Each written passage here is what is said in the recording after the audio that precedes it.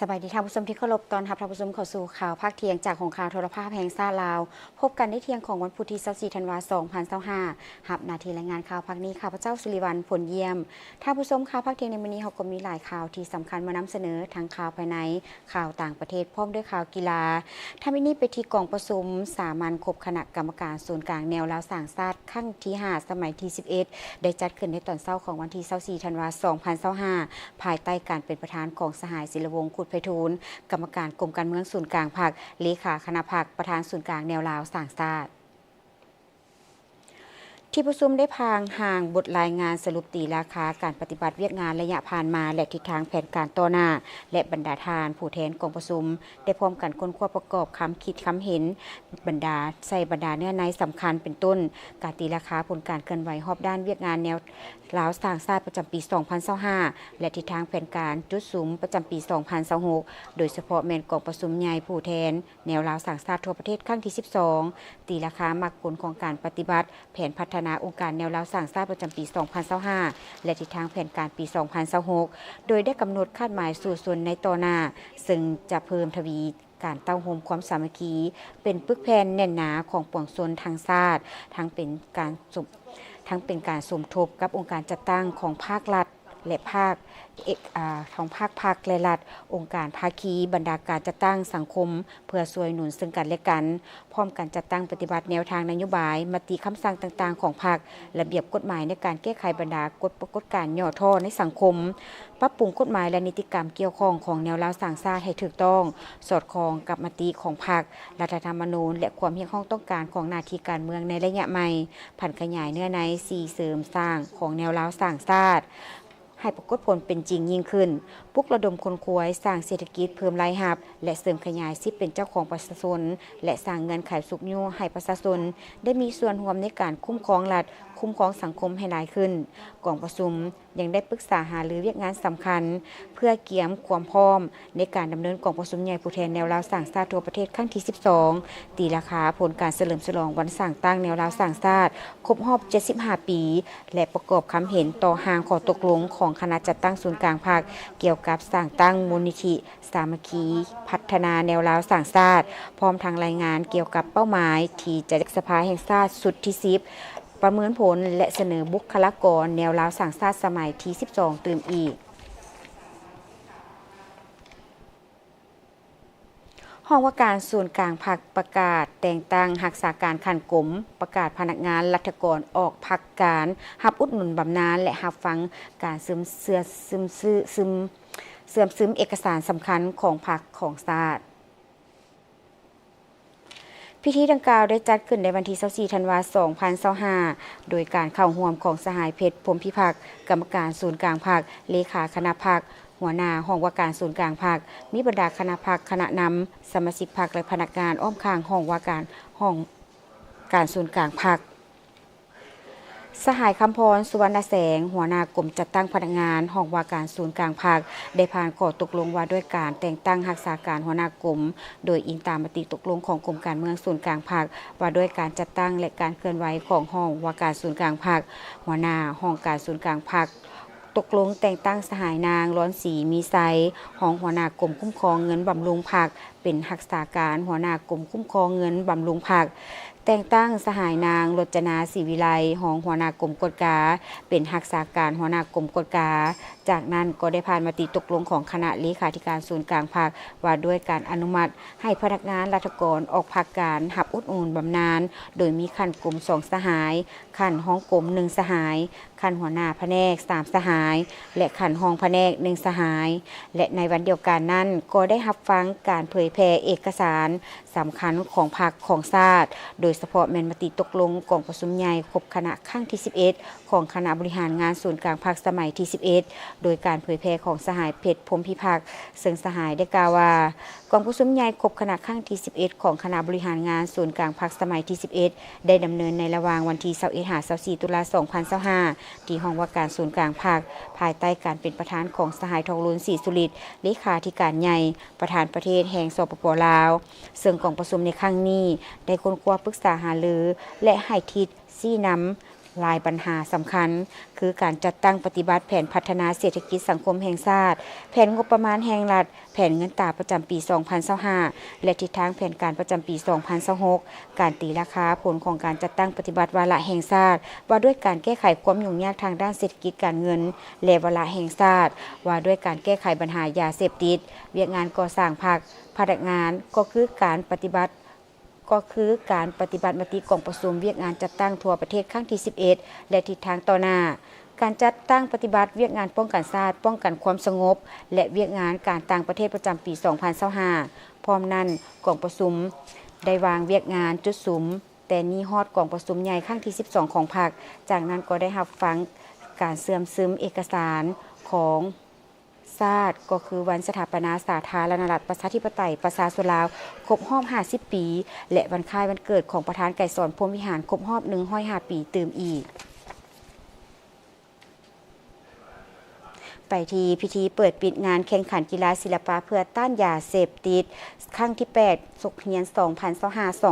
2025-2026 ของโรงเรียนมศ.หนองบอนในวันที่23 ธันวาคม 2025ที่ผ่านมาอยู่ที่โรงเรียนมศ.หนองบอนได้จัดพิธีเปิดปิดงานแข่งขันกีฬาศิลปะเพื่อต้านสิ่งเสพติดครั้งที่8ศุกร์เฮียน 2025-2026 โดยการเข้าร่วมของทานบุญทันแสงมณีรองหัวหน้าแผนกศึกษาธิการนครหลวงทานนางแสงพระจันทร์พิมพ์มาจากผู้อำนวยการโรงเรียนพร้อมด้วยบรรดาผู้ปกครองนอกนักเรียนและครูอาจารย์พร้อมด้วยภาคส่วนที่เกี่ยวข้องเข้าร่วมการจัดการแข่งขันกีฬาศิลปะครั้งนี้เป็นการปฏิบัติตามแผนดำเนินโครงการหลักสูตรการเรียนการสอนของครูอาจารย์และนักเรียนในศุกร์ปี 2025-2026 ของโรงเรียนโดยไปตาม3ลักษณะและ5หลักมูลของศึกษาของลาวกระทรวงศึกษาธิการและกีฬาได้วางออกให้ครบถ้วนและให้มีคุณภาพสูงอีกด้านหนึ่งเพื่อเป็นการสร้างขบวนการกีฬาและศิลปะภายในโรงเรียนให้มีความคึกคืนฟดฟื้นเต็มไปด้วยบรรยากาศความเบิกบานมวลซื่นสร้างความสามัคคีมิตรภาพระหว่างครูอาจารย์กับน้องนักเรียนและน้องนักเรียนกับน้องนักเรียนด้วยกันภายในโรงเรียนให้มีความหนักแน่นแฟนหลายขึ้นกว่าเก่าสุขยุส่งเสริมให้นักเรียนสาวหนุ่มวัยหนุ่มหันมาเล่นกีฬาเพื่อสุขภาพห่างไกลจากสิ่งเสพติดต่างๆสำหรับงานในครั้งนี้ประกอบมีการแข่งขัน7ประเภทกีฬาและ4ประเภทศิลปะคือบานทรงยิงซ้ายกระต้อหวายปิงปองเปตั้งตีดอกปีไก่ดึงเสือกยิงซ้ายบานเตะซ้ายของน้องนักเรียนสั้นม.ต้นและม.ปลายสำหรับศิลปะมีการฟ้อนห้องเพลงขับลำท้องถิ่นลำวงมาตรฐานของน้องนักเรียนสั้นม.ต้นและม.ปลายนอกจากนี้ได้มีกิจกรรมต่างๆที่เป็นอ้อมเซนการแข่งขันถามตอบวิทยาศาสตร์การแข่งขันแต้มรูปการโต้วาทีงานตั้งค่ายวิทยาศาสตร์การแข่งขันเว้าภาษาต่างประเทศเติมอีกพิธีมอบรับโครงการก่อสร้างโรงเรียนมิตรภาพลาวจีนโดยการช่วยเหลือจากโครงการเชื่อมต่อสายส่งไฟฟ้า500 กิโลโวลต์ลาวจีนของบริษัทสายส่งไฟฟ้าแห่งชาติลาวจำกัดภายใต้หัวข้อไฟฟ้าส่องแสงลาวจีนร่วมกันสร้างอนาคตพิธีได้จัดขึ้นในวันที่19 ธันวาคม 2025อยู่ที่โรงเรียนประถมบ้านน้าหมอใต้เมืองน้าหมอแขวงอุดมไซโดยการเข้าร่วมและเปิดป้ายอนุสรณ์ของท่านบุญคงลาเจียมพรเลขาพรรคแขวงอุดมไซท่านไก่เพชรอินภูเวียงเลขาพรรคเมืองนาหม้อท่านหลี่จงลู่ผู้อำนวยการใหญ่บริษัทสายส่งแห่งชาติลาวท่านหยางจินกัวห้องผู้อำนวยการใหญ่บริษัทวิศวกรรมสายส่งพลังงานยูนนานสาธารณรัฐประชาชนจีนซึ่งมีหัวหน้าแผนกศึกษาธิการและกีฬาแขวงหัวหน้าห้องการและคณะอำนวยการครูนักเรียนพร้อมด้วยแขกถูกเชิญทั้งสองฝ่ายในพิธีท่านลีจงลู่ได้มีคำเห็นว่าโรงเรียนประถมน้าหม้อซึ่งแม่นบริษัทสายส่งไฟฟ้าแห่งชาติลาวจำกัด ได้ให้การช่วยเหลือในการก่อสร้างรวมทั้งอุปกรณ์การเรียนการสอนในมูลค่า 200,000 ดอลลาร์สหรัฐซึ่งเป็นโครงการสนับสนุนจากโครงการเชื่อมต่อสายส่งไฟฟ้า500 กิโลโวลต์ลาวจีนได้สำเร็จและมอบอุ่นในครั้งนี้ได้แสดงให้เห็นถึงมิตรภาพและการร่วมมือที่ดีระหว่างลาวและจีนและจะกลายเป็นแรงให้ความรู้เพื่อเพิ่มประสิทธิภาพให้แก่ระบบการศึกษาภายในท้องถิ่นโรงเรียนดังกล่าวเป็นอาคารเรียน1หลังโครงสร้างคอนกรีตเสริมเหล็กเนื้อที่346ตารางเมตรเฉพาะอาคารเรียนมีห้องเรียนประถม6ห้องห้องเรียนอนุบาล1ห้องห้องอเนกประสงค์1ห้องเรือนครัว1ห้องห้องน้ำ2ห้องพร้อมด้วยสิ่งอำนวยความสะดวกในโรงเรียนซึ่งมีเนื้อที่ทั้งหมด 3,185 ตารางเมตรมูลค่าการก่อสร้างประมาณ 200,000 ดอลลาร์สหรัฐในโอกาสนี้ท่านบุญคงลาเจียมพรได้มีคำเห็นว่าการประกอบส่วนอันล้ำค่าของบริษัทสายส่งไฟฟ้าแห่งชาติลาวในการก่อสร้างโรงเรียนมิตรภาพลาวจีนเพื่อมอบให้ประชาชนบ้านน้ำหมอใต้ถือเป็นการประกอบส่วนสำคัญเข้าในการสุขยู่และพัฒนาการศึกษาอยู่เมืองน้ำหมอก็คือพัฒนาการศึกษาอยู่แขวงอุดมไซทั้งเป็นแบบอย่างในการสร้างคู่ร่วมศัตรกรรมลาวจีนและได้เรียกร้องมายังผู้บริหารการศึกษาและประชาชนบ้านน้ำหมอใต้จงพร้อมกันเอาใจใส่ปกปักรักษาและนำใส่โรงเรียนให้ได้ยาวนานประกอบส่วนเข้าในการสร้างอนาคตให้ลูกหลานซึ่งแม่นนอแหนงผู้สืบทอดอนาคตของประเทศชาติให้มีคุณภาพสูงในพิธีทางบริษัทสายส่งไฟฟ้าแห่งชาติลาวจำกัดยังได้มอบอุปกรณ์การศึกษาและกีฬาจำนวนหนึ่งให้แก่โรงเรียนแห่งนี้ตื่มอีกพร้อมนี้คณะนำของแขวงบริษัทและแขกถึกเซินก็ได้ร่วมกันปลูกต้นดอกจำปาซึ่งเป็นแสงแห่งจำปาเป็นสัญลักษณ์ของมิตรภาพที่เลือกเซิงและยืนยงระหว่างลาวจีนจากนั้นคณะนำของแขวงก็ยังได้ไปเยี่ยมยามโครงการเชื่อมต่อสายส่งไฟฟ้า500 กิโลโวลต์ลาวจีนที่เมืองน้ำมอซึ่งมาฮอดระยะนี้แม้ได้สำเร็จการก่อสร้างไปแล้ว80 กว่าส่วนห้อยองค์การอาหารโลก WFP และสื่อมวลชนจากส่วนกลางได้ลงติดตามการจัดตั้งปฏิบัติบรรดาโครงการต่างๆที่ได้รับการสนับสนุนจากองค์การอาหารโลกในระหว่างวันที่ 15-19 ธันวาคม 2025 อยู่ที่2แขวงภาคใต้ของลาวการลงเคลื่อนไหวในครั้งนี้เพื่อติดตามการจัดตั้งปฏิบัติของบรรดากิจกรรมต่างๆที่องค์การอาหารโลกให้การสนับสนุนในกรุงเขตเซนการส่งเสริมอาหารเที่ยงในโรงเรียนโภชนาการการสร้างความเข้มแข็งของแม่หญิงและความมั่นคงด้านเสบียงอาหารท่านไพทองอรจันทร์รองหัวหน้าองค์การอาหารโลกประจำภาคใต้ให้รู้ว่าการจัดตั้งปฏิบัติกิจกรรมของโครงการอาหารเที่ยงอยู่โรงเรียนประถมแก้งกุมเมืองโขงแขวงจำปาสักที่องค์การอาหารโลกให้การสนับสนุนได้เริ่มจัดตั้งปฏิบัติโครงการมาแต่ปี 2021 เป็นต้นมาซึ่งภายใต้การสนับสนุนของโครงการอาหารเที่ยงในโรงเรียนมีข้าวเสริมวิตามินปลากระป๋องและน้ำมันพืชจากตัวเลขเนาะที่เขาได้มีการติดตามมาตั้งแต่ปี 2022 เนาะเราเห็นได้ว่าในเรื่องของอัตราเนาะในการเข้าเรียนของนักเรียนมีท่าเอียงเพิ่มขึ้นและการมีส่วนร่วมของนักเรียนของชุมชนก็มีท่าดีขึ้นอยู่ในเรื่องของเวียกของอาหารเที่ยงแต่จุดที่มีการเปลี่ยนแปลงอีกจุดหนึ่งก็คือในเรื่องของสารอาหารเนาะคือที่ได้นำเสนอว่าข้าวเราได้มีการเสริมวิตามินนั่นก็คือเป็นอีกส่วนหนึ่งที่ให้นักเรียนของเราได้รับสารอาหารจากข้าวที่เขาได้สนองให้ทางโรงเรียนจ้ะในอิงตามณปัจจุบันเนาะแม่นทางเบื้องของอาหารโลกของเราก็สืบต่อจนฮอดปี 2010 แน่นอนหลังจากช่วงระยะการจัดตั้งปฏิบัตินี้เราก็ได้มีการถอดถอนบทเรียนมีการแลกเปลี่ยนกับอำนาจการปกครองขั้นท้องถิ่นเนาะขั้นแขวงขั้นเมืองกับขั้นส่วนกลางเฮาสิเบิ่งตื้มเนาะในเรื่องของว่ายุทธศาสตร์ในต่อหน้าสิมีลักษณะในการจัดตั้งปฏิบัติเวียกงานอาหารเที่ยงได้แบบใดและทางเบื้องของอาหารโลกจะมีส่วนใดในเป็นประกอบส่วนในการจัดตั้งเวียกอาหารเที่ยงแต่จุดที่เราต้องเอาใจใส่ก็คือเรื่องของความยืนยงของเวียกงานดังกล่าวเนาะอันนี้เป็นจุดที่สำคัญที่เราให้ความสำคัญหลายกว่านอกจากโครงการจะสนองด้านเสบียงอาหารหลักจำนวนหนึ่งแล้วการมีส่วนร่วมของชุมชน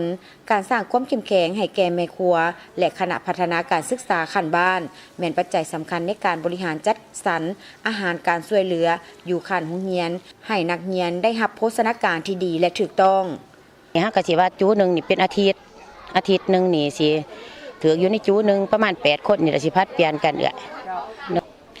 รมที่ประมาณ 3-4 อย่างบางครั้งก็สิมีต้มจืดแล้วก็สิมียำปลากระป๋อง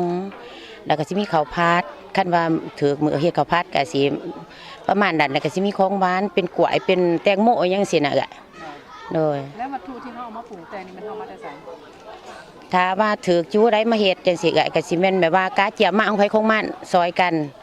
แล้วก็เอามาประกอบส่วนอยู่ในโรงเรียนเพิ่นกับเขาวกับน้ำมันกับปลาป๋องจังซี่นะก็สิถือจู้ได้มาเฮ็ดจังซี่นี่ก็สิเจียมมาพื้นอีหยังก็สิเจียมมาของไผของมันจังซี่แหละรับผิดชอบแต่ละจู้ แผนการในตัวหน้ายังจะมีการค้นคว้าบางงบประมาณเพื่อมาส่งเสริมและปรับปรุงคุณภาพแหล่งน้ำสะอาดเพราะว่าน้ำเป็นอีกปัจจัยหนึ่งที่เกี่ยวข้องกับทุกๆกิจกรรมในอาหารเที่ยงบ่ว่าจะเป็นน้ำสำหรับการปรุงแต่งอาหารน้ำสำหรับการเฮ็ดสวนครัวก็คือน้ำเพื่อสุขอนามัยของนักเรียน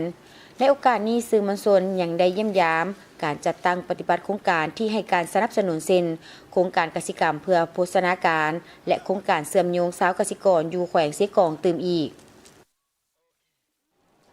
หอกว่าการปกครองเมืองสนามไซแขวงอัตตปือจัดกองประชุมเผยแพร่นิติกรรมว่าด้วยการติดตามกฎกาและติดตามปัญหาแห่คำตกคอนหินและทรายในขอบเขตทั่วประเทศในพิธีผู้ร่วมนะครับฟังการเผยแผ่คำสั่งเล็กที่06ทับนยและคำสั่งเล็กที่06ทับเจ้าขออปว่าโดยการติดตามกฎการและการแก้ไขปัญหาแห่คำตกขอนหินและทรายตามบรรดาสายนำหองหวยและการคุ้มครองการขุดค้นแห่ถาดต่างๆในขอบเขตทั่วประเทศและในขอบเขตทั่วแขวงอัตตปือเผยแผ่แจงการเล็กที่804ทับหสนยเรื่องที่ศีลนำในการพันขยายผลกองประชุมกรมการเมืองร่วมกับคณะเลขาธิการศูนย์กลางภาคเกี่ยวกับการแก้ไขปัญหาการขุดค้นคำตกขอนในขอบเขตทั่วประเทศซึ่งเนื้อในบรรดานิติกรรมสำหรับแขวงอัตตปือเจ้าแขวงออกคำสั่งให้ยุติอย่างถาวรในการออกอนุญาตให้ขุดค้นแห่คำตกขอนและขุดค้นหินแห่ทรายที่ติดพันกับแห่คำตกขอนทุกรูปแบบในขอบเขตทั่วแขวงโดยมอบให้แผนกการที่เกี่ยวของของแขวงและองค์การปกครองเมืองหาเมืองจัดตั้งปฏิบัติหามบ่ให้บรรดาแผนกการกองบัญชาการปกส.ปกส.และองค์การปกครองเมืองหาเมืองในแขวงอัตตปือสร้างเงินขายที่เป็นช่องว่างในทุกรูปแบบที่อำนวยความสะดวกให้แก่การขุดค้นแห่คำตกขอนอยู่เขตห่างใกล้ซอกลีในเขตอ่างน้ำที่เป็นโครงการพัฒนาที่น้ำจะท่วมสร้างเป็นโครงการพิเศษรวมทั้งการดูดหินแห่และทรายที่นำใส่ตะแกรงกลจักรโต๊ะฮอนเครื่องมือและอุปกรณ์ต่างๆตามแคมสายนำแม่นำลำเซหวยนำต่างๆเพื่อจุดประสงค์คัดจรเอาแห่คำตกขอนอย่างเด็ดขาดพร้อมให้มีการดำเนินมาตรการอย่างเด็ดขาดต่อผู้ที่ฝ่าฝืนคำสั่งถ้าพบเห็นแม่นให้ยึดทรัพย์ยึดของกลางและพาหนะที่ใส่กระทำผิดนั่นขอเป็นของรัฐใดทันทีให้มีการดำเนินการสืบสวนสอบสวนและกวดก้าเคลื่อนความรับผิดชอบทางการเมืองของบรรดาแขนงการท้องถิ่นพนักงานและเจ้าหน้าที่ของรัฐที่มีส่วนเกี่ยวข้องและอำนวยความสะดวกให้มีการลักลอบและดำเนินการขุดค้นคำตกขอนพร้อมนั้นทางแขนงการท้องถิ่นการจัดตั้งผู้ประกอบการหรือบุคคลใดหากมีการขัดขวางวายการหัวมือกดหน่วงทวงดึงสวยใส่หน้าที่และสร้างความยุ่งยากในการจัดตั้งปฏิบัติที่จะนำดังกล่าวนี้แม้นให้ดำเนินมาตรการอย่างเคร่งครัดและเด็ดขาดตามกฎหมายและระเบียบการทางผู้ชมจากนี้จะพักกันก่อนและญาติต่อไปยังมีสถานการณ์ข่าวต่างประเทศพร้อมด้วยข่าวกีฬามานำเสนอ